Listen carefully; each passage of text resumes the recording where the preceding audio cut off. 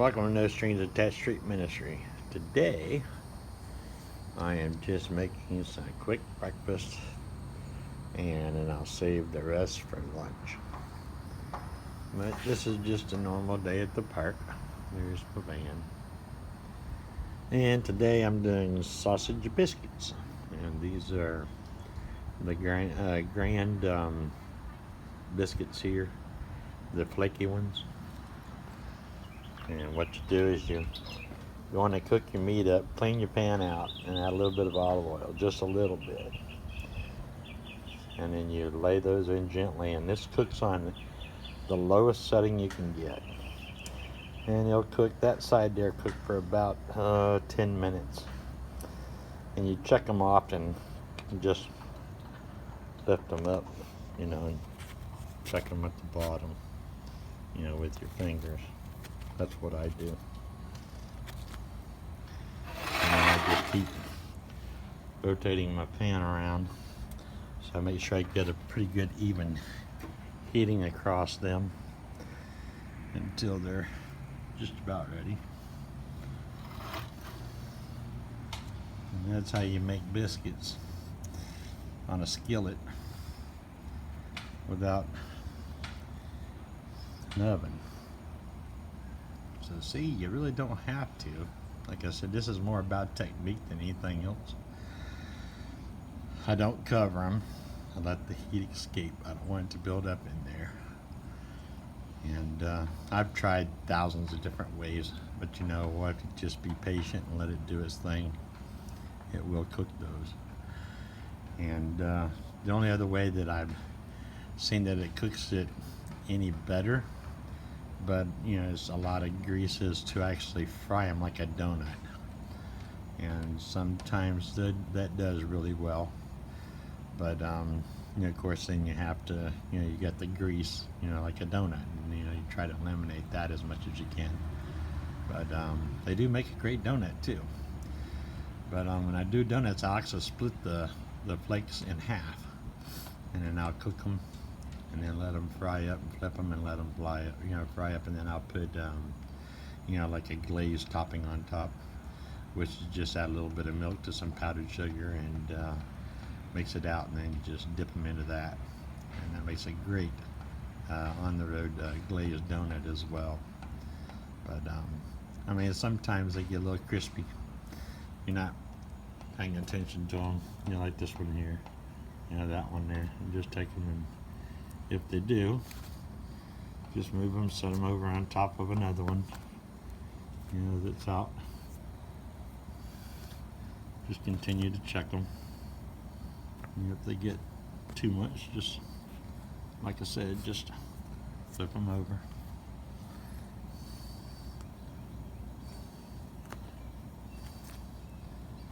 Of course, the center is going to be the hottest, so and you have to be real careful with the ones that are in the center. But you just let them cook till they're done.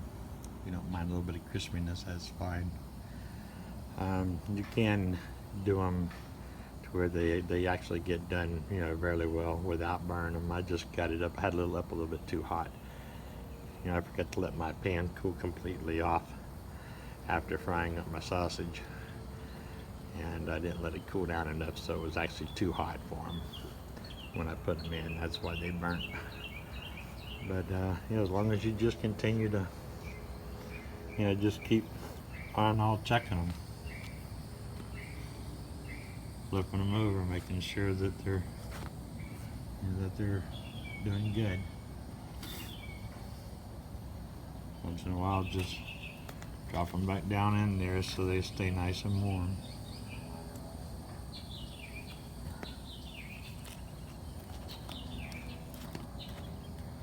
Yeah, that's just about it right there, I would say. But, and like I said, we'll split one open here so you can see it. But look at that, nice and done inside. See, do a great job. And I just placed the sausage in there. That's what you end up with. So hopefully you like this. Give you a little bit of a idea of what you can do out on the road. You don't have to have all the stuff, you know, people think you have to have out there. Like I said, I can cook pretty much any kind of meal that you want in a skillet. A cast iron skillet and one burner. I can cook you a gourmet meal right here in this setup right here. And that's all I have to carry. And most of the time, I eat right out of the skillet. I cook it to where everything becomes done all at the same time. I turn the heat off just before it finishes. That way it's nice and crispy, you know, nice and hot. And then I'll go on and eat my dinner right out of the skillet.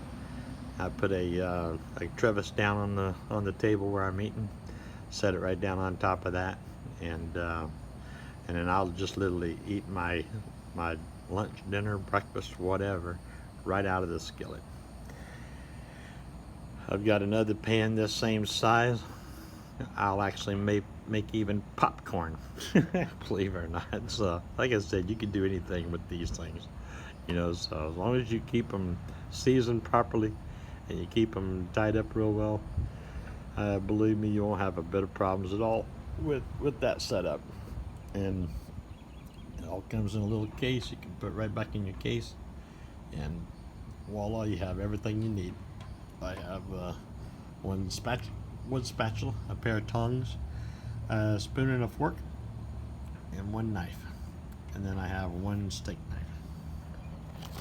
And this is all I carry. I mean, yeah, this is all that I carry on my van.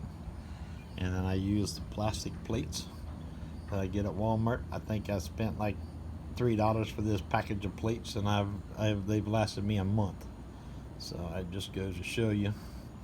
And get the cloth paper towels, you know, that's what I use there. And those can really hold up to just about any abuse you want to put in there. And then when you want to clean it, add a little bit of water to it. Take your rag, wipe it out,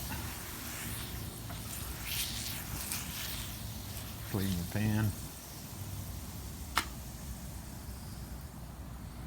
and I'll clean it up better, but you get the idea. But you see how clean it is.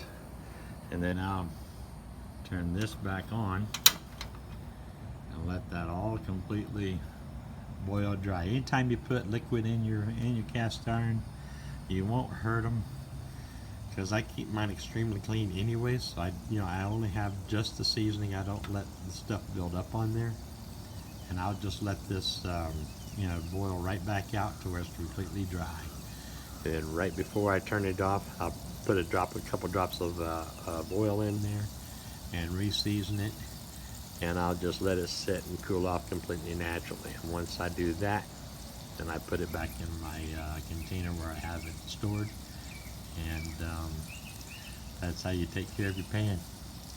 I mean, honestly, I cook and clean and everything with that much of a water bottle is what I have, usually maybe half of a water bottle, and the rest I drink. I mean, or I use to brush my teeth, or I use to wash my hands, after breakfast, or whatever I need. Maybe use a little bit of hot water to, to clean my utensils up. And that's basically what I do there, guys. Well, anyway, hopefully you liked this video. If you do, give it a thumbs up. Help me build this channel. So refer it to any of your friends and neighbors. If you want to do a shout out for me, hey, please do so. I would love the encouragement and the recommendation to all your viewers and your friends. And anything I can do to reach out and help you, let me know as well. God bless each and one of you, and just make sure you hit that bell notification so it always tells you when I'm coming on, and because I'm going to start doing some live stuff too. And maybe if I do the bell, and I'm going to try to see what it is in that premiere thing, and maybe that'll give people a little bit of a warning when I'm coming and when I'm not. So hopefully that'll work out well. But let's just see how that works, right? Well, anyway, God bless all of you, and you all have a great summer day. Thank you for watching. Goodbye now.